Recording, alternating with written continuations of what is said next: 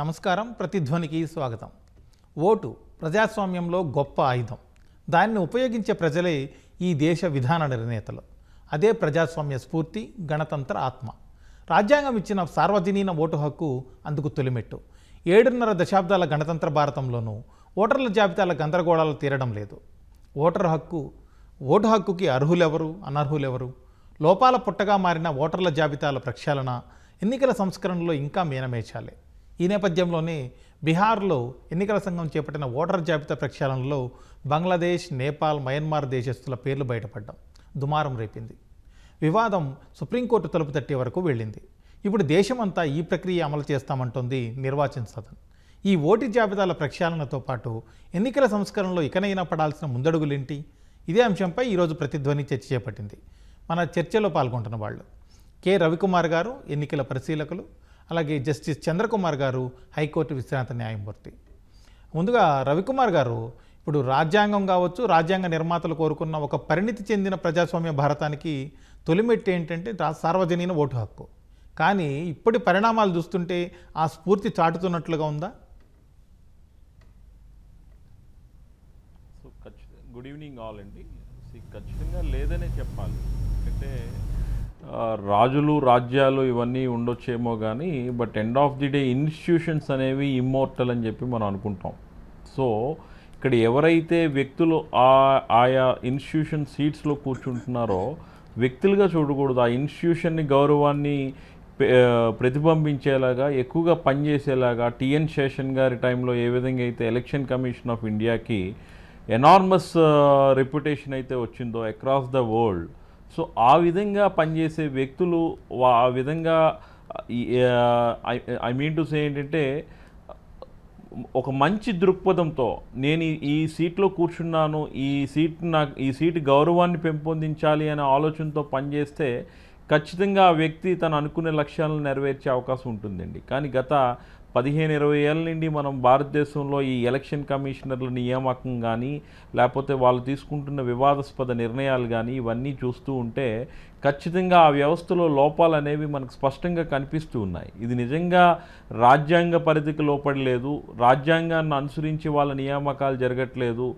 ఏ party అధికారంలో ఉంటే ఆ పార్టీ తాళ్ళు ఆల్టరేషన్ చేసుకోవడానికి, ఎలక్షన్స్ ప్రక్రియని వాళ్ళకు అనుగుణంగా మార్చుకోవడానికి ఈ ఎలక్షన్ కమిషనర్స్ని వాడుకుంటున్నదన్న ప్రచారం అనేది చాలా విధంగా ప్రజల్లో కూడా ఒక అనుమానాలు రేకెత్తించేలా ఉంది. దానికి కారణాలు కూడా ఇక్కడున్న పెద్దలకు తెలుసు, చంద్రకుమార్ గారికి తెలుసు, నాకు కొలీగ్ కూడా తెలుసు. ఎందుకంటే మన తెలంగాణలో లాస్ట్ ఎలక్షన్స్ చూసేటప్పుడు కూడా ఎలక్షన్ డేటా మిస్ మ్యాచెస్ చూసాం. మొన్న మహారాష్ట్ర ఎలక్షన్స్కి వచ్చేటప్పుడు కూడా చూసాం. ఈసీ ప్రకటించిన డేటాకి తర్వాత వచ్చిన డేటాకి కూడా వేరియేషన్స్ అనేవి ఉన్నాయి. అంటే సాంకేతికత విపరీతంగా పెరిగి టెక్నాలజీ సాయంతో దేన్నైనా సాధించగలం అనే భారతదేశంలో election commission of India huge resources ఉండి, ఫైనాన్షియల్ స్ట్రెంగ్స్ ఉండి, అన్నీ ఉండి కూడా, టెక్నాలజీ ఉండి కూడా ఆన్ టైంలో వాళ్ళు డెలివరీ చేయలేకపోతున్నారు అనేదంటే నిజంగా మనందరం ఆలోచించాల్సిన విషయం. మనందరికీ తెలిసిన అంశాలే. కానీ మళ్ళీ మనం ఎందుకు ఇన్నిసార్లు చెప్పుకోవాల్సి వస్తుంది అని అంటే ప్రజాస్వామ్యంలో పౌరుడి తాలూకు ప్రాథమిక హక్కు ఓటు. ఆ ఓటుని హరింపజేసే విధంగా ఎవరు ప్రయత్నించినా కూడా అది చాలా తప్పుగానే చూడాలి. మనకి ఎక్కడో ఎగ్జాంపుల్స్ కూడా అవసరంలా. మన ఆంధ్రప్రదేశ్లో చూస్తే మాజీ retired IAS officer Nimmagadda Ramesh Kumar గారి విషయంలో ఏం జరిగిందో మీ అందరికీ తెలిసిందే. ఆయన ఓటు హక్కు అప్లై చేసుకున్న తర్వాత మీరు లోకల్ రెసిడెంట్ కాదని చెప్పి రిజెక్ట్ చేయడం, హైకోర్ట్ ఆఫ్ ఆంధ్రప్రదేశ్ కూడా మళ్ళీ డైరెక్ట్ చేయడం కూడా గత ప్రభుత్వంలో మనం చూసాం. ఇలానే చాలా సందర్భాలు ప్రతి ఒక్కరికి కూడా కలుగుతున్నాయి. అంటే ఇది కాస్తో కోస్తో ఎడ్యుకేటెడ్ అయి ఉండి వ్యవస్థల మీద, రాజ్యాంగం మీద అవగాహన ఉండే వ్యక్తులు అయితే ఫైట్ చేస్తారేమో కానీ మామూలు లేమ్యాన్కి, ఒక అన్ఎడ్యుకేటెడ్ ఏ విధంగా ఇలాంటి అంశాల మీద ఫోకస్ చేయగలుగుతాడు, తన ఓటు హక్కుని తను రక్షించుకోగలుగుతాడు అనేది చాలా పెద్ద క్వశ్చన్ మార్క్. ఈరోజు ఇండియన్ డెమోక్రసీ ప్రపంచంలోనే అత్యంత పటిష్టంగా ఎలక్షన్లు నిర్వహించే ఎలక్షన్ వ్యవస్థ అన్నీ ఉన్న మనం ఎందుకు ఫెయిల్ అవుతున్నాం అనేది ప్రభుత్వాలు ఆలోచించాలి. ఎందుకంటే ప్రజలు అల్టిమేట్గా వాళ్ళు చేసే మంచి చెడుల మీదే ఓటేస్తారు తప్ప వీళ్ళు చేసే ప్రలోభాల మీద కాదు కదా. ఓకే చంద్రకుమార్ గారు, ఇప్పుడు బీహార్ నుంచి మొదలుపెట్టి అన్ని రాష్ట్రాల్లో కూడా సమగ్ర ఓటర్ జాబితా సవరణ చేపడతామని కేంద్ర ఎన్నికల సంఘం చెబుతోంది. ఈ నిర్ణయం పైన మీ అభిప్రాయం ఏంటి సార్? ఒకటేంటంటే సవరణ చేయడం అనేటటువంటిది అవసరమేనండి. ఎందుకంటే చాలా చోట్లలో ఇటు గ్రామాల్లో ఓటు ఉంటుంది, మళ్ళీ సిటీలో కూడా ఓటు ఉన్నటువంటి మనం అనేక అలాంటి ఉంటారు. కాబట్టి రివిజన్ చేయడం అనేది కరెక్టే. కానీ నిజమైనటువంటి ఓటర్లు మిస్ కాకుండా చూసుకోవాల్సినటువంటి బాధ్యత కూడా ఎలక్షన్ కమిషన్ మీద, అధికారుల మీద ఉంటుంది అన్నట్లు. ఇప్పుడు ఎందుకంటే మన చాలా గ్రామీణ ప్రాంతం నుంచి వచ్చినటువంటి వాళ్ళు ఉంటారు. ఇప్పుడు ఎంతమందికి తమ యొక్క తండ్రి బర్త్ సర్టిఫికేట్ తీసుకురావచ్చు, ఎంతమంది తమ తల్లి యొక్క బర్త్ సర్టిఫికేట్ తీసుకొని రావచ్చు. మరి ఇదివరకు మనం ఓటర్లను చేర్పించేటటువంటి సమయంలో అది చేర్పించింది ప్రభుత్వాధికారులే కదా. ప్రభుత్వాధికారులు ఇంటింటికి తిరిగి వెరిఫికేషన్ చేసి వాళ్ళ ఇంటి నెంబర్ రాసుకొని తర్వాత ఇంట్లో ఎవరెవరు ఉంటారనే విషయాలు రాసుకొని ఆ విధంగానే ఓటర్ లిస్టులు తయారు చేయబడతాయి. లేదా కొన్ని సందర్భాల్లో తమ పేర్లను ఓటర్ లిస్టులో చేర్చమని అప్లికేషన్స్ ఇస్తారు కొంతమంది. దాన్ని వెరిఫై చేసి ఓటర్ లిస్టులో చేర్చడం అనేది జరుగుతుంది అన్నట్లు. ఈ వెరిఫికేషన్ సందర్భంగా అంటే భౌతిక పరిస్థితులను అక్కడ ఉండేటటువంటి ఒక ప్రజలు ఎంత ఎడ్యుకేటెడ్ ఉన్నారో, ఎడ్యుకేటెడ్ లేడు, మరి వాళ్ళ దగ్గర అన్ని సర్టిఫికేట్స్ ఉన్నాయా లేవా అని చూసినప్పుడు ముఖ్యమైనటువంటి డాక్యుమెంట్స్ ఉంటే వాళ్ళు ఈ దేశ వాసులు అవునా కాదా, ఇక్కడి వాళ్ళు అవునా కాదా తెలిపేటటువంటి డాక్యుమెంట్స్ని వెరిఫై చేసి వాళ్ళని ఓటర్ లిస్టులో చేర్చుకోవడం సరైనటువంటి విధానంగా అవుతుంది అన్నట్లు. అలా కాకుండా మనం వాళ్ళని నాన్నగారి యొక్క బర్త్ సర్టిఫికేట్ తీసుకురావాలా, వాళ్ళ అమ్మ బర్త్ సర్టిఫికేట్ తీసుకోవాలా అని చెప్తే that appears to be impossible. కొంతమంది గ్రామీణ ప్రజలకు, పేద ప్రజలకు అవన్నీ డాక్యుమెంట్స్ ఇవ్వడం అనేది సరైన వాళ్ళకు చేతకాకపోవచ్చు. అందుకని చెప్పేసి ఈ ప్రక్రియ అనేటటువంటిది సరి అయినటువంటి పద్ధతిలో కనుక నిర్వహించినట్లయితే అందరి కాన్ఫిడెన్స్ తీసుకోవాల్సిన అవసరం ఉందండి. ఒక పని మనం చేసేటప్పుడు ఈ పని మేము సదుద్దేశంతో చేస్తున్నాము, ఒక మంచి ఉద్దేశంతో మేము ఈ పని చేస్తున్నాము. ఈ పనిలో ప్రొసీజర్ మనం అడాప్ట్ చేసేటప్పుడు procedure should be applicable to everybody. అందరికీ ఒకే ప్రొసీజర్ అమల్లో ఉంటుంది. దీనికి అబ్జెక్షన్స్ మీరు చెప్పవచ్చు అని అన్ని పార్టీల ప్రతినిధులను కలుసుకొని మాట్లాడి డిస్కస్ చేసి ఎలక్షన్ కమిషన్ ఈ ప్రాసెస్ను ప్రారంభించాల్సినటువంటి అవసరం ఉండేనట్లు. ఇప్పుడు తీరా ఎన్నికల షెడ్యూల్ అక్టోబర్లో ఉన్నప్పుడు మరి ఇవాళ మనం జూలై లోపల ఉన్నాం, జూలై మధ్యలోకి వచ్చేసినాం. ఇప్పుడు మీరు ఓటర్స్ రివిజన్ చేద్దామని బీహార్లో అంటున్నారంటే మరి ఇంతకాలం ఏం చేసినట్లు ఎలక్షన్ కమిషన్? ఎలక్షన్ కమిషన్ నిర్ణయాలు అనేటటువంటిది స్వతంత్రంగా ఉండాలి. ఇందాక మన మిత్రులు చెప్పినట్లు టిఎన్ శేషన్ గారి సమయంలో ఒక ఎలక్షన్ కమిషన్కు ప్రతిష్ట వచ్చింది. ఈరోజు ఎలక్షన్ కమిషనర్ నియమించేటటువంటి ప్రక్రియలో కూడా మరి ఇదివరకు చీఫ్ జస్టిస్ ఆఫ్ ఇండియా అందులో ఒకరు ఉండేవారు. ఈరోజు చీఫ్ జస్టిస్ ఆఫ్ ఇండియా లేరు. ఆయనను తీసేసి ప్రధానమంత్రి, అపోజిషన్ పార్టీ లీడర్, ప్రధానమంత్రి కోరుకున్నటువంటి ఒక క్యాబినెట్ మినిస్టర్, వీళ్ళు ముగ్గురు కలిసి ఎలక్షన్ కమిషన్ నియమిస్తారు. మరి ఇక్కడే ఒక పెద్ద పొరపాటు జరిగిపోయిందని మా భావన. కాబట్టి ఏంటంటే ప్రక్రియ అనేది మంచిదే, కానీ ప్రక్రియ వల్ల నిజమైన ఓటర్లకేమో నష్టం జరగకూడదు. తర్వాత ఈ ప్రాసెస్లో అంటే ప్రతిపక్ష పార్టీలను కూడా కాన్ఫిడెన్స్లోకి తీసుకొని ఇదొక సరైన ప్రొసీజర్ ప్రకారంగా మేము చేస్తున్నాము అనే అభిప్రాయాన్ని ప్రజలకు కల్పించాల్సినటువంటి బాధ్యత ఎలక్షన్ కమిషన్ మీద, కేంద్ర ప్రభుత్వం మీద కూడా ఉంటుందన్నట్లు. చంద్రకుమార్ గారు, ఇప్పుడు బీహార్లో చేపట్టినటువంటి ఈ ఎలక్షన్ ఓటర్ జాబితా ప్రక్షాళన ఏదైతే ఉందో ఈ ప్రాసెస్ చూస్తుంటే చాలా లోపాలు బయటపడుతున్నాయి. వేరే దేశాల వాళ్ళు కూడా ఓటర్లుగా నమోదై ఉన్నారు. అలాంటివన్నీ చూస్తుంటే ఏమనిపిస్తుంది మీకు? లోపం ఎక్కడ జరిగింది? దాన్ని సరిదిద్దడానికి ఎలక్షన్ కమిషన్కి ఇంతకాలం కూడా సరిపోలేదంటారు, ఇన్ని దశాబ్దాల కాలం కూడా? ఇప్పుడు మన టోటల్ ఎలక్షన్ ప్రాసెస్లోనే మొదటి నుంచి కూడా సరైన పద్ధతులు లేవండి. ఒకప్పుడు ఎవరెవరైతే ఓటు వేయడానికి రాలేదో సాయంత్రం పూట కనుక్కొని అనేక మంది యువకులు, అనేక మంది వాళ్ళందరూ లైన్లో నిలబడి రాని వాళ్ళ పేరు మీద ఓట్లేసి వచ్చేవారు. దీన్ని నివారించడం కోసం ఖచ్చితంగా ఐడి కార్డ్స్ ఉండాలనేటువంటి నిబంధన వచ్చింది.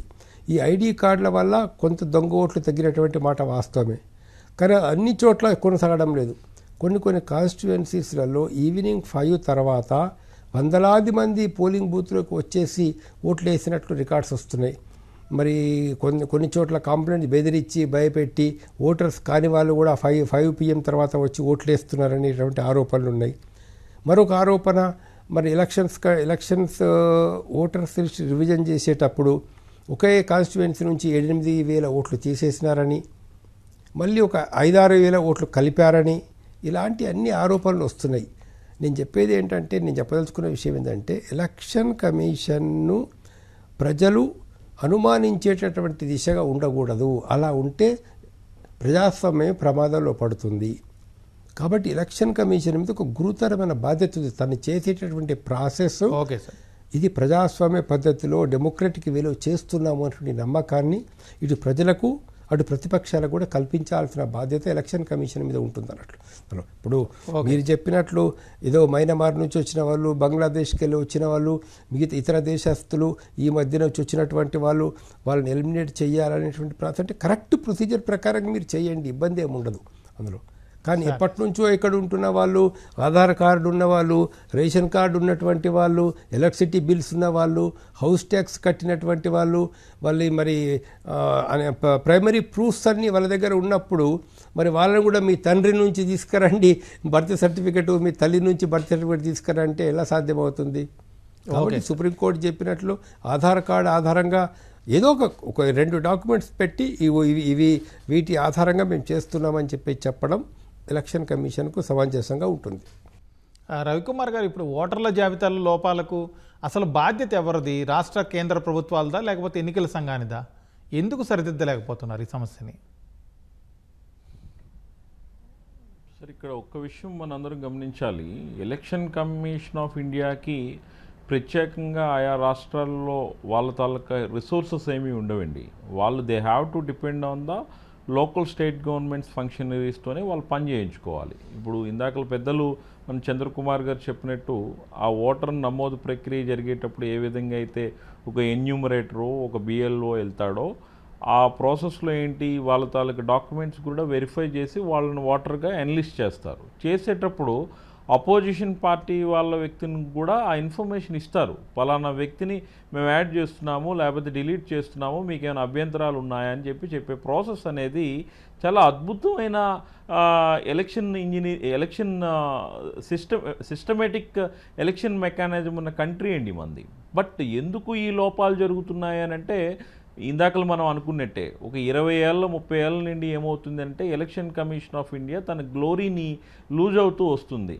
ఎందుకంటే తను ప్రతిష్టాత్మకంగా ఆ ఇన్స్టిట్యూషన్ తాలూకా గౌరవాన్ని పెంపొందించే ప్రక్రియలో ఏ వ్యక్తులు ఆ చైర్ను ఆక్యుపై చేస్తున్నారో వాళ్ళ తాలూకా శాంక్టిటీని కోల్పోతున్నారు. అంటే ఏదో ఒక పొలిటికల్ పార్టీ ఎజెండానో ఏదో ఒక పొలిటికల్ పార్టీకి అనుకూలంగానో ముందుకెళ్లే పరిస్థితి తీసుకొచ్చుకుంటున్నారు. వాళ్ళ నియామకాలు కూడా ఏంటంటే చాలా సస్పెన్స్ క్రియేట్ చేస్తున్నాయి, ప్రజల్లోనే ఆశ్చర్యం క్రియేట్ చేస్తున్నాయి. మీరు అబ్జర్వ్ చేస్తే మనకి గత 2024 ఎలక్షన్స్ ముందు ఉన్న జ్ఞానేష్ కుమార్ కానీ, సుఖ్బీర్ సింగ్ కానీ, వీళ్ళిద్దరూ మోడీ గవర్నమెంట్లో ఇన్ఫ్రాస్ట్రక్చర్ పుష్ చేసిన వాళ్ళు. ఒకరేమో ఫైనాన్షియల్ సెక్రటరీగా ఫైనాన్షియల్ థింగ్స్ని సెట్ చేసిన వ్యక్తులు. ఇలాంటి వ్యక్తుల నియామకం కూడా ప్రజలందరినీ కూడా గందరగోళంలోకి నెట్టింది. సో నేనేమంటానంటే ఎలక్షన్ కమిషన్ ఆఫ్ ఇండియా అనేది ఒక ఇండిపెండెంట్ వ్యవస్థ. ఆ వ్యవస్థ దానికి తగ్గట్టుగా పనిచేయాలి. మనం ఏదైతే ఉందో జాన్ కెనడీ సిస్టమ్ అంటే చూస్తాం. మాగ్నా కార్ట్ అనేది ఒక ప్రిన్సిపల్.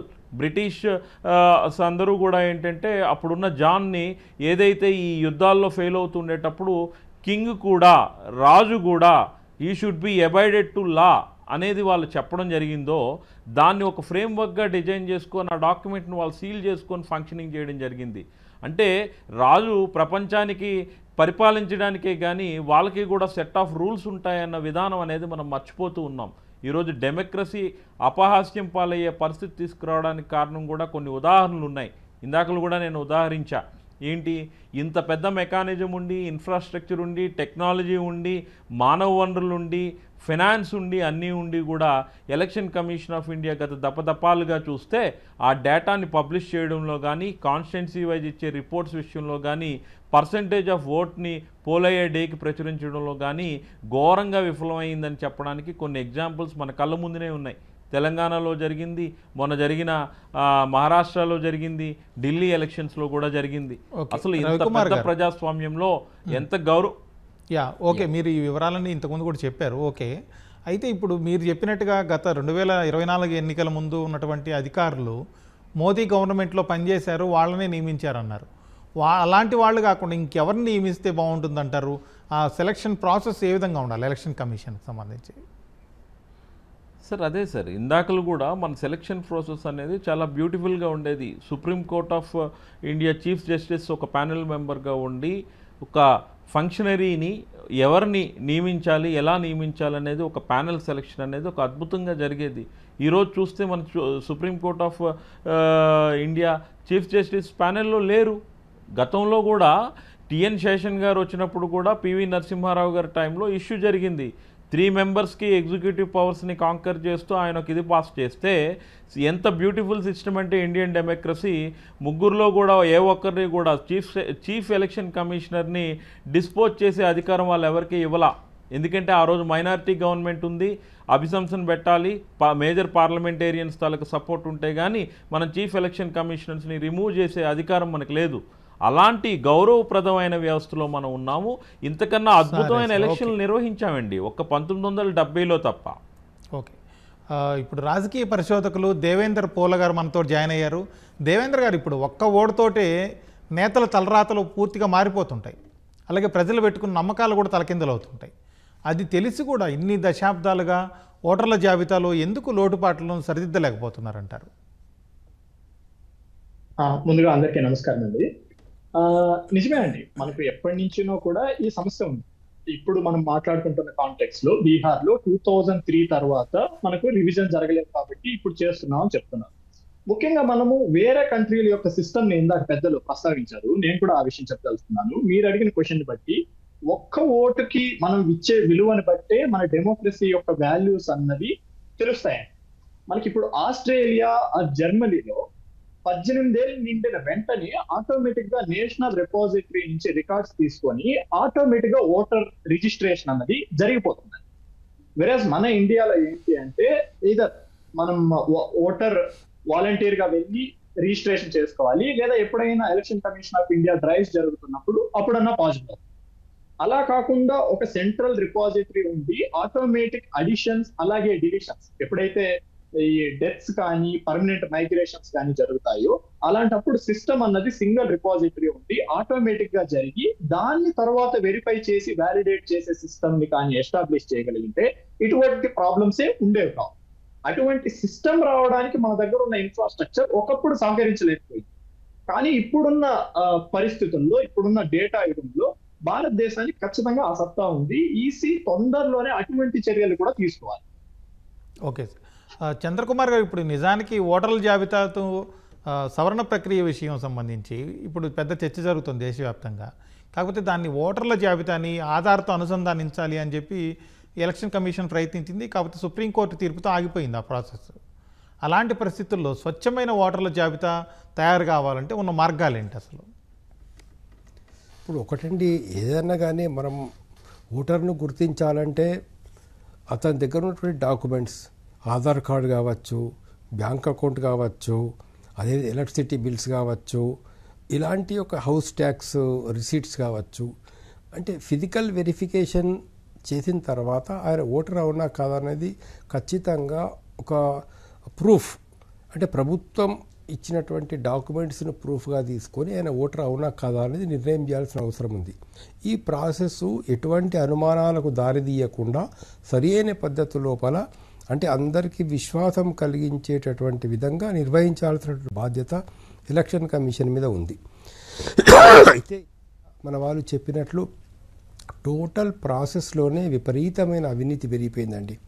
నిన్నగాక మొన్న జరిగినటువంటి ఎమ్మెల్సీ ఎలక్షన్స్లలో వార్తలు వింటే కళ్ళు తిరిగిపోతాయి. పెద్ద పెద్ద అంటే ఎంఏ పిహెచ్డి చేసినటువంటి టీచర్సు, బీఈడి ఎంఈడి చేసినటువంటి టీచర్స్ కూడా ఎమ్మెల్సీ ఎలక్షన్స్లో 5,000 తీసుకొని 6,000 తీసుకొని ఓట్లు వేసినారంటే మరి దేశం ఎటుపోతున్నది అర్థం చేసుకోండి. ఇవాళ ఈ ముఖ్యమైన పార్టీలు కూడా, మేజర్ పొలిటికల్ పార్టీలు కూడా ఎవరికి టికెట్స్ ఇస్తున్నాయంటే ఎవరైతే కోట్ల కొద్ది రూపాయలు డబ్బులు ఖర్చు పెట్టగలరో అలాంటి వ్యక్తులకు టికెట్లు ఇవ్వడం వల్ల వాళ్ళు విపరీతమైన డబ్బులు ఖర్చు పెడతా ఉన్నారు. మద్యము కాలువలో ప్రవహిస్తోంది ఇప్పుడు మునుగోడు లాంటి చోట ఇదివరకు మనం చూసినప్పుడు. మరి దీన్ని కూడా election commission it is an offence under peoples representation act ప్రకారం కూడా మద్యం ఇవ్వడం కానీ డబ్బులు ఇవ్వడం కానీ ఒక అఫెన్స్. అదేవిధంగా ఇండియన్ పీనల్ కోడ్ ఇప్పుడు చట్ట ప్రకారం కూడా ఇది నేరం. మరి నేను ఒక ప్రశ్న అడుగుతున్నాను, ఎన్ని కేసులు మీరు రిజిస్టర్ చేశారు, ఎంతమందిని అరెస్ట్ చేశారు, ఎక్కడ మీరు ప్రివెంట్ చేయడానికి ప్రయత్నం చేశారు? ఇక్కడ first election commission number 1 fail అయిపోతున్నది మన భారతదేశం లోపల. ఎప్పటి వరకైతే మీరు మద్యాన్ని డబ్బును ఆపలేరో అంతవరకు ఎలక్షన్ ఫ్రీ అండ్ ఫేర్గా జరిగిందని చెప్పేసి భారత ప్రజలం ఎలా అనుకోగలం చెప్పండి. చంద్రకుమార్ గారు, ఓకే మీరు చెబుతున్నారు డబ్బులు మద్యం పంపిణీ విపరీతంగా విచ్చలవిడిగా తయారైందని చెప్పి. గతంలో తెలంగాణలో హుజురాబాద్ ఉప ఎన్నికలు జరిగినప్పుడు చూసాం, కొన్ని గ్రామాలకు సంబంధించిన ప్రజలు ఓటర్లు రోడ్ల మీదకి వచ్చి ధర్నాలు చేశారు, మా గ్రామాల్లో డబ్బులు పంచలేదు పక్క గ్రామాల్లో పంచారు అని చెప్పి. అలాంటి పరిస్థితులు కూడా మనం చూసాం. దీన్ని ఎలా అర్థం చేసుకోవాలి? అంటే ఒకటి విషయం ఏంటంటే ఇటువైపు అటువైపు రెండు రోడ్లు ప్రధాన ప్రత్యర్థులు కోటాను కోట్లు కలిగిన వాళ్ళు ఉంటే సామాన్య ప్రజలకు తెలిసిందంటే అయ్యా ఈయన 10 కోట్లు ఖర్చు పెడతాడు, మళ్ళీ గెలిచిన తర్వాత 100 కోట్లు సంపాదిస్తాడు, ఇతడైనా అంతే చేస్తాడు, మరో వ్యక్తి అయినా అంతే చేస్తాడు. ఇద్దరు అలాంటి వాళ్ళే రాబిన్ హుడ్లు నిలబడ్డప్పుడు ప్రజలు డిమాండ్ చేయడంలో అంటే మోరల్గా కరెక్ట్ కాకపోవచ్చు కానీ చట్టరీత్యా కూడా కరెక్ట్ కాకపోవచ్చు కానీ వ్యవహారంలో కనుక ఆలోచించి చూస్తే మరి నాకేం పెద్ద తప్పు అనిపించలేదు. ఓకే, ఎందుకంటే ఇటువైపు నిల్చున్న వాళ్ళు ఈ ఎలక్షన్లో గెలిచిన తర్వాత ఏం చేస్తారో ప్రజలకు అనుభవపూర్వకంగా తెలుసు. అటువైపు నిల్చున్న వాళ్ళు 10 కోట్లు 20 కోట్లు ఖర్చు పెట్టి మళ్ళీ ఎలక్షన్లో గెలిచిన తర్వాత వాళ్ళు ఏం చేస్తారో అందరికీ తెలుసు. కాబట్టి ఒక ఎటువంటి పరిస్థితిలో మనం ఉన్నామంటే ఎవరిని తప్పుపట్టేటటువంటి పరిస్థితి లేదండి. మొత్తం వ్యవహారము మొత్తం వ్యవస్థను మార్చాల్సిన అవసరం ఉంది. అది మార్చాలంటే టిఎన్ శేషన్ లాంటి ఒక గట్టి వ్యక్తులు ఎలక్షన్ కమిషన్లకు వచ్చినప్పుడు, ప్రతి రాష్ట్ర ఎలక్షన్ కమిషనర్ కూడా పోలీసు అధికారులు కూడా అంత స్ట్రిక్ట్గా ఉన్నప్పుడు ఈ మద్యాన్ని డబ్బును పంపకాలని మీరు ఆపగలిగితే 70% 80% ప్రాసెస్ ప్రాపర్గా జరుగుతుందండి. దేవేంద్ర గారు, ఇప్పుడు బీహార్లో ఎలక్షన్ కమిషన్ చేపట్టినటువంటి ఈ ఎస్ఐఆర్ ప్రత్యేక ఓటర్ల జాబితా సవరణ ఏదైతే ఉందో దాని ద్వారా ఎలాంటి లోపాలని గుర్తించింది ఎలక్షన్ కమిషన్? ఒకటండి, మనం ముందుగా మనకు ఎలక్షన్ కమిషన్ ఆఫ్ ఇండియాకి ఆర్టికల్ 324 పవర్స్ ఇస్తుంది ఎలక్షన్ రోల్స్ ని రివైజ్ చేయడానికి, ప్రిపేర్ చేయడానికి. అలాగే రిప్రజెంటేషన్ ఆఫ్ పీపుల్స్ యాక్ట్ లో సెక్షన్ 21 మనకి ఏం చెప్తుంది అంటే ఎలక్షన్ కమిషన్ ఆఫ్ ఇండియా ఎప్పుడైనా సరే ఎలక్షన్ రోల్స్ ని అంటే ఓటర్ లిస్ట్ ని ప్రిపేర్ చేయడానికైనా రివిజన్ చేయడానికైనా పూర్తి హక్కులని పవర్స్ ని ఇస్తుంది. మనకి రీసెంట్ గా ఇప్పుడు మనం తీసుకొని వచ్చిన ఈ ప్రత్యేక సవరణ ఏదైతే చెప్పుకుంటున్నామో అది 2003 తర్వాత ఇప్పుడు జరుగుతుంది బీహార్. మనకు ఎలక్షన్ కమిషన్ ఆఫ్ ఇండియా ఏం చెప్తుంది అంటే ఈ 20 ఏళ్లలో చాలా అడిషన్స్, డిలీషన్స్, ఎక్స్క్లూజన్స్, ఎర్రర్స్ ఉన్నాయి. వాటన్నింటినీ కూడా ఇప్పుడు మనం సవరిస్తున్నాం చెప్తుంది. దీనికి ఇచ్చిన టైం పీరియడ్ ఏంటి అంటే జూన్ 25 నుంచి జూలై 25 వరకు మనకి టైం పీరియడ్ ఇవ్వడం జరిగింది. కానీ మామూలుగా జరిగే రివిజన్స్ కి ఈ రివిజన్స్ కి తేడా ఏంటి అంటే మామూలు రివిజన్స్ లో కేవలం వెరిఫికేషన్ జరుగుతుంది.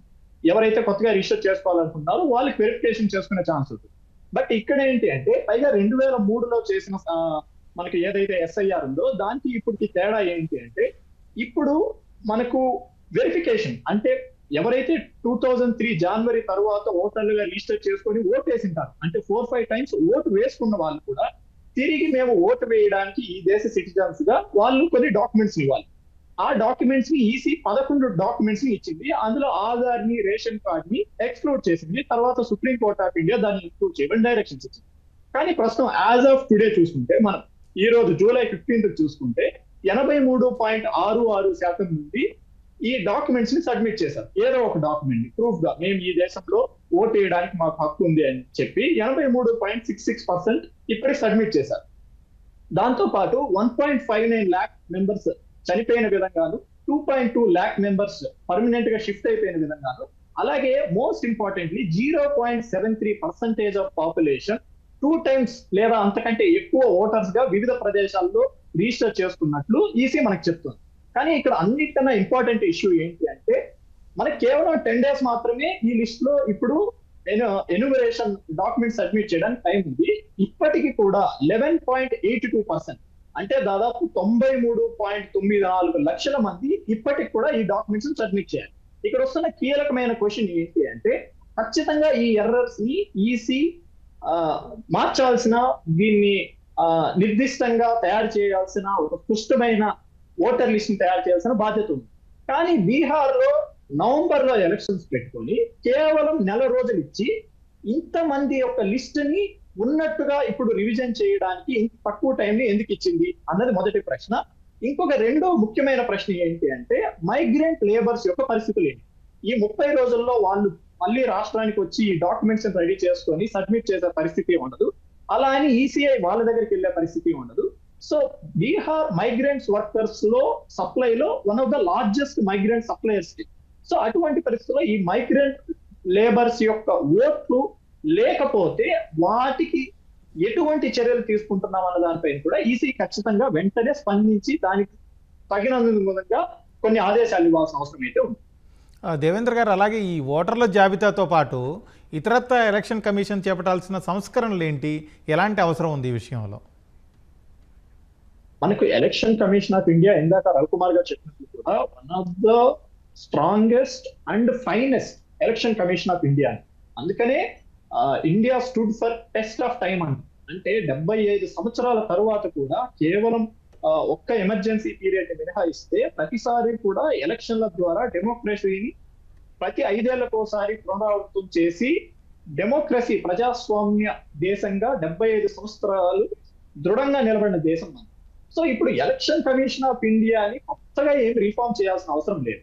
కానీ ఇప్పుడు మారుతున్న పరిస్థితుల అనుగుణంగా ఇందాక చెప్తున్నట్లు ఆటోమేటిక్ గా ఒక సెంట్రల్ డేటా రిపోజిటరీని తయారు చేసి వాటిని ఉపయోగించుకొని, అలాగే టెక్నాలజీని ఉపయోగించుకొని ఇటువంటి ఎర్రర్స్ తగ్గించడం మొదటిది. రెండవది, మీరు ఓవరాల్ గా అన్నారు కాబట్టి ఎలక్షన్ కమిషన్ ఆఫ్ ఇండియా యొక్క అటానమీని ఏమాత్రం కాంప్రమైజ్ చేసే చర్యలు ఏవైనా కూడా దానిని వెంటనే తుడిచిపెట్టాలి. Supreme court of India judgment ఇచ్చినప్పటికీ కూడా ఏదైతే ఎలక్షన్ కమిషనర్స్ ని సెలెక్ట్ చేయాల్సిన కమిటీలో జ్యుడిషియల్ మెంబర్స్ ని పెట్టాలని చెప్పినా కూడా ఎగ్జిక్యూటివ్ ఏదైతే మన గవర్నమెంట్ ఉందో అది కేవలం ఎగ్జిక్యూటివ్ మెంబర్స్ పరిమితి చేయడం, అలాగే వాళ్ళ టెన్యూర్ ని, శాలరీలని ఎగ్జిక్యూటివ్ యొక్క పరిధిలోకి తీసుకోవడం, ఇటువంటి చర్యలని కేవలం సివిల్ సొసైటీనే కాదు ప్రజలు కూడా ప్రశ్నించాల్సిన పరిస్థితులు వస్తున్నాయి. ఎందుకంటే ఏ రోజైతే ఫ్రీ అండ్ ఫెయిర్ ఎలక్షన్స్ అనే ఒక్క విషయానికి అఘాతం కలుగుతుందో ఈ భారతదేశం యొక్క ప్రజాస్వామ్య కోటలు గీటలు వాడే పరిస్థితులు ఏర్పడతాయి. కాబట్టి మనం కొత్తగా రిఫార్మ్స్ చేయాల్సిన పరిస్థితులు ఏం లేదు. మనం ఆల్రెడీ ఏదైతే బలంగా చెప్పుకుంటున్నామో ఆ ఎలక్షన్ కమిషన్ ఆఫ్ ఇండియా యొక్క అటానమీని కాపాడగలిగితే మిగిలిన రిఫార్మ్స్ అన్ని ఆటోమేటిక్ గా వస్తాయన్నది నా నమ్మకం. రవికుమార్ గారు, ఇప్పుడు ఓటర్ జాబితాలో సవరణల్ని అందరూ కోరుకుంటూనే ఉన్నారు. కాకపోతే అది ప్రభుత్వాల చేతుల్లో ఆయుధం కాకూడదు అనే వినతులు, సూచనలు చాలామంది నుంచి వస్తున్నాయి. ఇట్లాంటి పరిస్థితుల్లో ఈసీ ఏం చేస్తే ఈ భరోసా నింపగలుగుతుంది ప్రజల్లో కావచ్చు, మేధావుల్లో కావచ్చు, సమాజంలో కావచ్చు? ఖచ్చితంగా అండి, ఇందాకలు కూడా అదే కదా ప్రస్తావించాం మనం. ఎలక్షన్ కమిషన్ ఆఫ్ ఇండియాకి సెపరేట్ నోడల్ పాయింట్స్ ఏమి ఉండవు ఇక్కడ. అంటే ఎగ్జిక్యూటివ్ ఫంక్షనరీస్ ఏమి ఉండదు. ఆయా రాష్ట్రాల్లో ఉన్న రాష్ట్ర ప్రభుత్వాలే. హలో సార్ చెప్పండి రవికుమార్ గారు, కంటిన్యూ. రవికుమార్ గారు వినబడుతుంది, చెప్పండి. ఎలక్షన్ కమిషన్ ఆఫ్ ఇండియా ఆయా రాష్ట్ర ప్రభుత్వాల అధికారులు వాళ్ళ తాలూకా రిసోర్సెస్ మీదే డిపెండ్ అయ్యి ఫంక్షన్ చేయాలి తప్ప వాళ్ళకంటూ సెపరేట్ బాడీ ఏమి ఉండదు. ప్రతి స్టేట్కి ఎలక్షన్ కమిషన్ ఉంటుంది. ఆ state election commission again state election ఎంప్లాయీస్తోనే పని చేయిస్తుంది. సో వాళ్ళకంటూ ఒక సెపరేట్ మ్యాన్ రిసోర్సెస్ ఉండకపోవడం వల్ల కొంత ఇబ్బందికరమైన వాతావరణం అయితే ఉంటుంది. ఎందుకంటే మనం 150 crores పాపులేషన్, ఇంత పెద్ద డేటాని మనం హ్యాండిల్ చేయాలి అని అంటే ఇదేమీ చిన్న విషయం ఏమీ కాదు.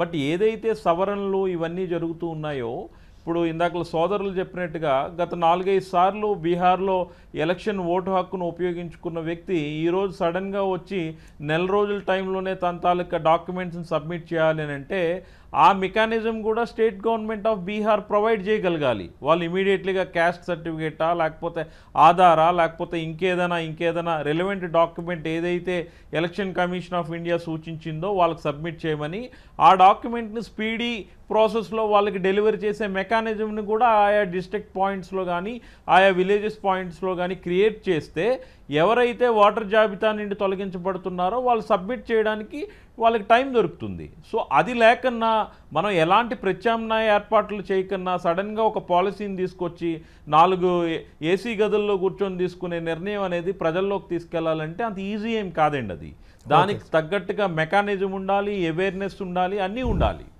ఓకే చంద్రకుమార్ గారు, ఇప్పుడు ఎలక్షన్స్ సంబంధించి భారతదేశంలో మరొక ముఖ్యమైన ప్రతిపాదన ఏంటంటే జమిలీ ఎన్నికలు. ఇంత పెద్ద దేశంలో జమిలీ ఎన్నికలు నిర్వహించడం సాధ్యమేనా? దీనికి సంబంధించి సరైన కసరత్తు జరిగిందంటారా? మీ పరిశీలన ఏంటి సార్ దీనికి సంబంధించి? ఒకటేంటి, అది చాలా సందర్భాల్లో ప్రాక్టికేబుల్ కాకపోవచ్చు. ఎందుకంటే ఇప్పుడు మన దగ్గర ఒకసారి ఎన్నికలు జరిగిన తర్వాత కూడా అనేక సందర్భాల్లో అనేక కారణాలు చూపించి రాష్ట్ర ప్రభుత్వం రద్దు చేయడం జరిగింది, అసెంబ్లీలను రద్దు చేయడం జరిగింది. మళ్ళీ కొత్తగా ఎలక్షన్స్ పెట్టాల్సిన పరిస్థితి కేరళలో వచ్చింది, బెంగాల్లో వచ్చింది. చాలా చోట్ల చాలా రాష్ట్రాల్లో ప్రభుత్వాలను అర్థంతరంగా రద్దు చేసి మళ్ళీ ఎలక్షన్స్ నిర్వహించాల్సిన పరిస్థితి ఏర్పడింది అన్నట్లు. అలాంటప్పుడు ఒక సంవత్సరం తర్వాతను అసెంబ్లీని రద్దు చేసి అక్కడ ఎలక్షన్స్ మరి జరపకుండా ఆపాలా? ఎంతకాలం ఆపాలి? మరి అక్కడ మళ్ళీ ఎలక్షన్స్ జరిపితే అప్పుడు జమిలీ ఎలక్షన్స్ ఎలా సాధ్యమవుతాయి?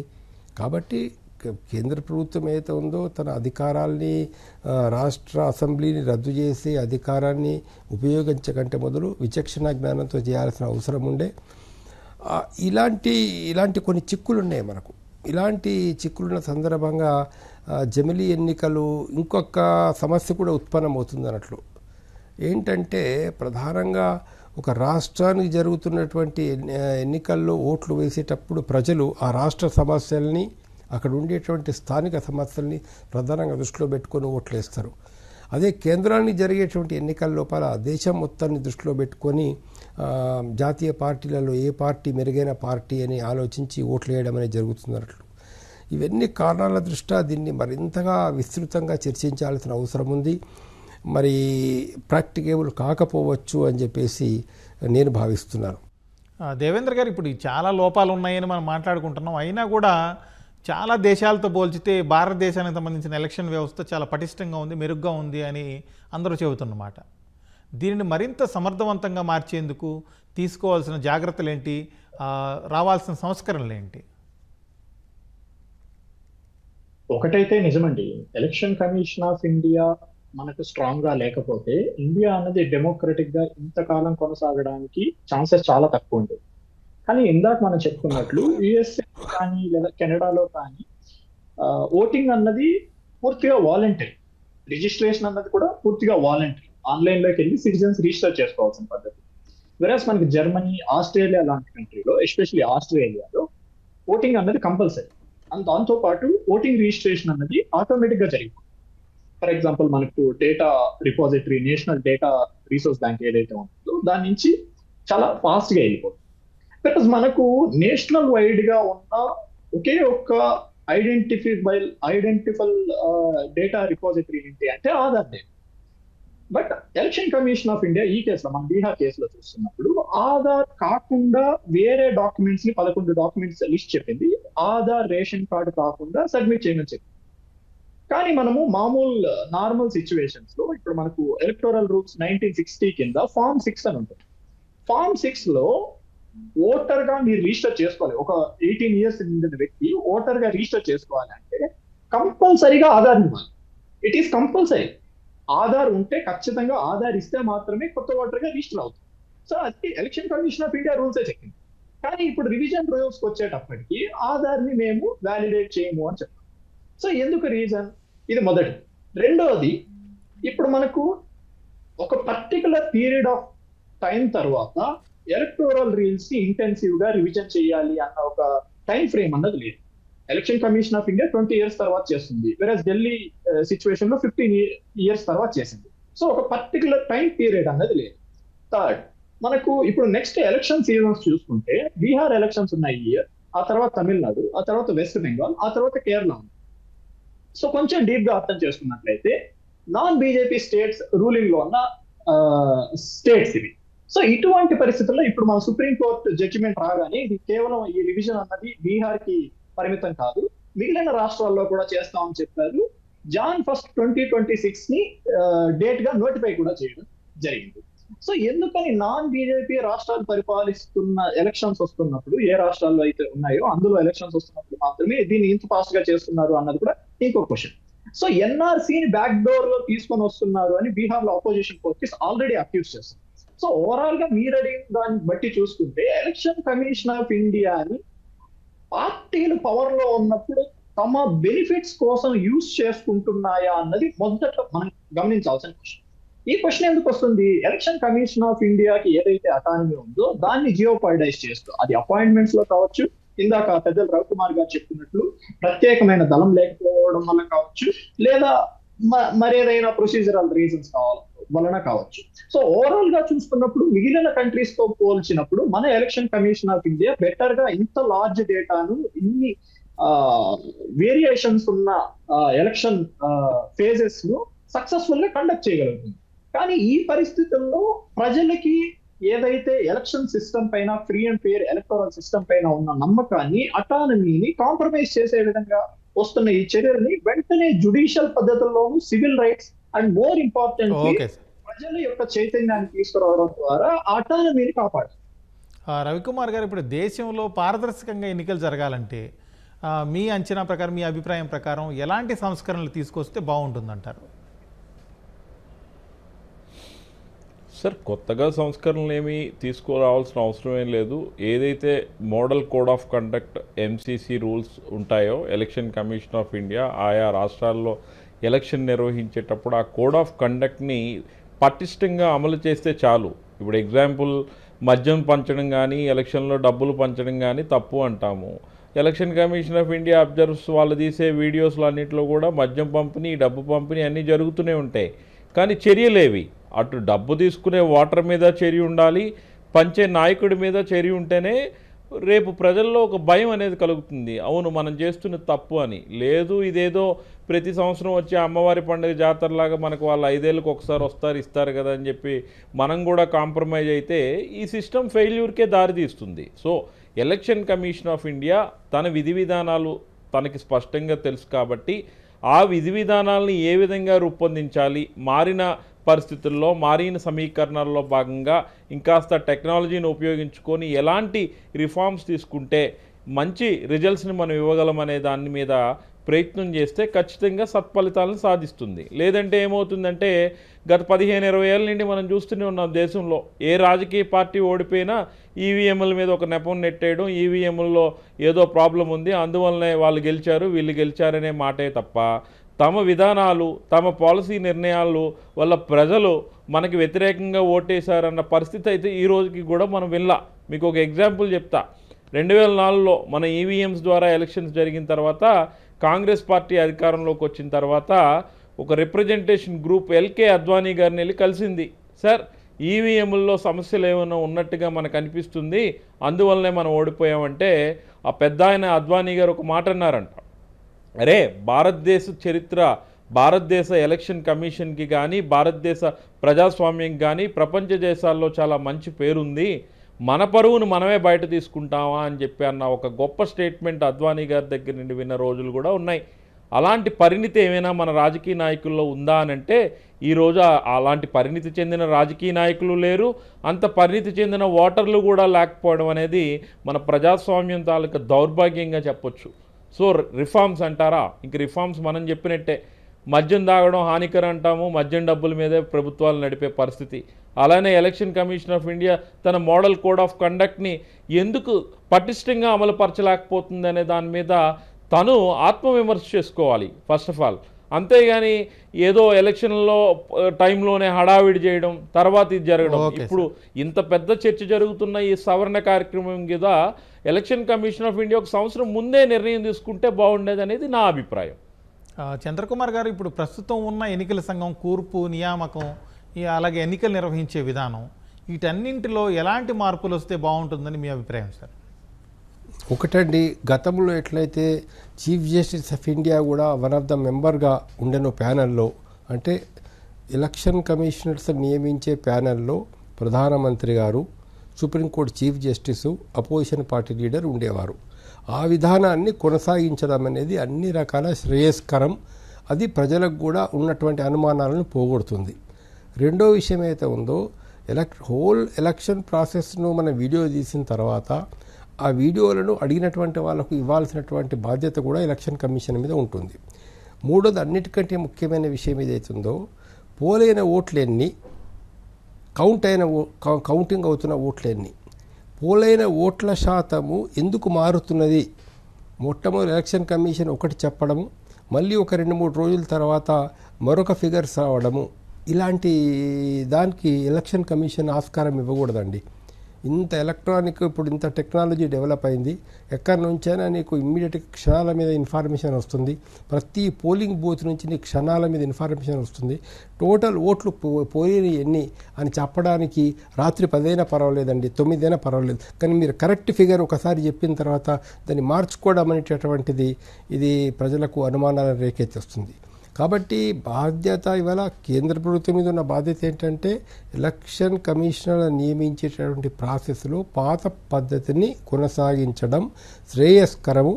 అది అటు ప్రభుత్వానికి మంచి పేరు తీసుకొస్తుంది, ఎలక్షన్ కమిషన్ మీద ఉన్నటువంటి అనుమానాలను కూడా పోగొడుతుంది.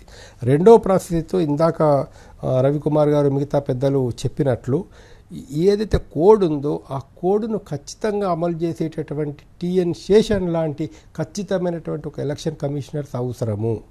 మూడోది ఏదైతే ఉందో, నీకు ఎన్ని ఓట్లు పోయినాయి, ఎన్ని ఓట్లు కౌంట్ అయినాయి, ఇక్కడ వీటికి ఎక్కడ కూడా అంటే కాంట్రడిక్షన్, అంటే డిఫరెన్సెస్, భేదం అనేది రాకూడదండి. అట్లా వచ్చినప్పుడు ఏమైపోతుందో ప్రజలకు ఈ ప్రజాస్వామ్యం మీద విశ్వాసం అనేది పోయేటువంటి ప్రమాదం ఉంది. మన దేశం గొప్ప ప్రజాస్వామిక దేశం. ఎన్నో సంవత్సరాల నుంచి ఎలక్షన్స్ బాగా నడుపుకుంటున్నాం మనము.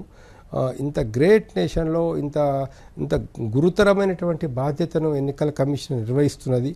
ఇంత పెద్ద దేశంలో, ఇంత జనాభా కలిగిన దేశంలో ఇవన్నీ చేయడం కొంత ప్రాసెస్ కఠినమైనప్పటికీ కూడా మనకు where there is will there is వే. ఇవాళ ఇంకా మరింత దాన్ని పరిపుష్టంగా చేసి ఏ అనుమానానికి తావు లేకుండా చేయాల్సిన అవసరం ఉంది. ఓటర్స్ రివిజన్ చేసేటప్పుడు కూడా ఒక జాతి వాళ్ళను, ఒక కులం వాళ్ళను పెద్ద ఎత్తున తీసేశారు, ఒక ప్రాంతం వారిని పెద్ద ఎత్తున తీసేశారు, ఒక ప్రాంతం వారిని కలిపారు, లేదా హిందువులను తీసేశారు ముస్లింలను కలిపారు, లేదా ముస్లింలను తీసేశారు హిందువులను కలిపారు. ఇలాంటి ఆరోపణలు కనుక భవిష్యత్తులో వచ్చినట్లయితే అది చాలా ప్రమాదకరమైన పరిస్థితికి దారితీస్తుంది. వాటికి ఎన్నికల కమిషన్ ఆస్కారం ఇవ్వకూడదని నేను భావిస్తున్నాను. దేవేందర్ గారు, ఇప్పుడు చంద్రకుమార్ గారు కానీ లేకపోతే రవికుమార్ గారు కానీ మీరు కానీ అందరూ ఏకాభిప్రాయంగా చెబుతుంది ఏంటంటే ఎలక్షన్ కమిషన్లో ఇప్పుడు కమిషనర్ల నియామకం ఏదైతే పద్ధతి ఉందో అది మారాలి, పూర్వం ఉన్న పరిస్థితుల్లోకి వస్తే బాగుంటుంది అంటున్నారు. పూర్వం ఉన్నదానికి ఇప్పటికీ ఏంటి తేడా? అప్పుడు ఏ విధంగా అధికారులను ఎంపిక చేసేవాళ్ళు, కమిషనర్లని, చీఫ్ కమిషనర్ని, ఇప్పుడున్న లోపాలేంటి? నాకు పెద్దగా మార్పులు ఏం రాలేదండి. నిజానికి చెప్పుకోవాలి అంటే మనకు పూర్వం ఉన్న పద్ధతి కానీ ఇప్పుడున్న పద్ధతి కానీ ఎంపిక స్థాయిలో మనకు పారదర్శకత అన్నది తగ్గుతుంది. దాంతో పాటు ఎగ్జిక్యూటివ్ యొక్క డామినెన్స్ అన్నది పెరుగుతోంది. మనకు ఎప్పుడైతే ఈ సపరేషన్ ఆఫ్ పవర్స్ అలాగే ఇన్స్టిట్యూషన్స్ యొక్క అటానమీ అన్నది కంటిన్యూ అవుతుందో అప్పుడు మాత్రమే ఇన్స్టిట్యూషన్స్ అన్నవి ఫ్రీగా వర్క్ చేసుకోగలరు. ఫర్ ఎగ్జాంపుల్ మనకి ఎన్సీసీ ఉంది, దానికి ఇప్పటికి కూడా లెజిస్లేటివ్ బ్యాకప్ లేదు. అలాగే మీరు అడిగినట్లు అపాయింట్మెంట్స్ లో అన్నవి ఇప్పటి వరకు కూడా వాళ్ళ శాలరీస్ కానీ, రిమూవల్ కానీ, టర్మ్స్ ఆఫ్ కండిషన్స్ కానీ మనకు ఎగ్జిక్యూటివ్స్ యొక్క చేతుల్లో ఉండేవి కావు. కానీ ఇప్పుడు ఏంటి, అది పూర్తిగా వాళ్ళ చేతుల్లోకి వెళ్ళిపోయిన తర్వాత, అలాగే మనకు ఏదైతే supreme court of India suggest చేసిందో జ్యుడిషియల్ మెంబర్స్ ని కూడా అపాయింట్మెంట్ ప్రాసెస్ లో ఇన్వాల్వ్ చేసి ఉంటే ప్రజలకి నమ్మకం కలగడంతో పాటు పారదర్శకత పెరిగేది. ఎందుకు అంటే highest trusted body in India survey చేస్తే తెలిసింది మన జ్యుడిషియల్. సో ఓవరాల్ గా చూసినప్పుడు ఈ ట్రాన్స్పరెన్సీ అన్నది తగ్గడం అన్నదే ఇష్యూ. స్ట్రక్చరల్ గా పెద్ద చేంజెస్ అవుతాయి. సరే దేవేంద్ర గారు కంక్లూడ్ చేద్దాం. ఓకే సార్, ఇది వాళ్ళ ప్రతిధ్వని. నమస్కారం.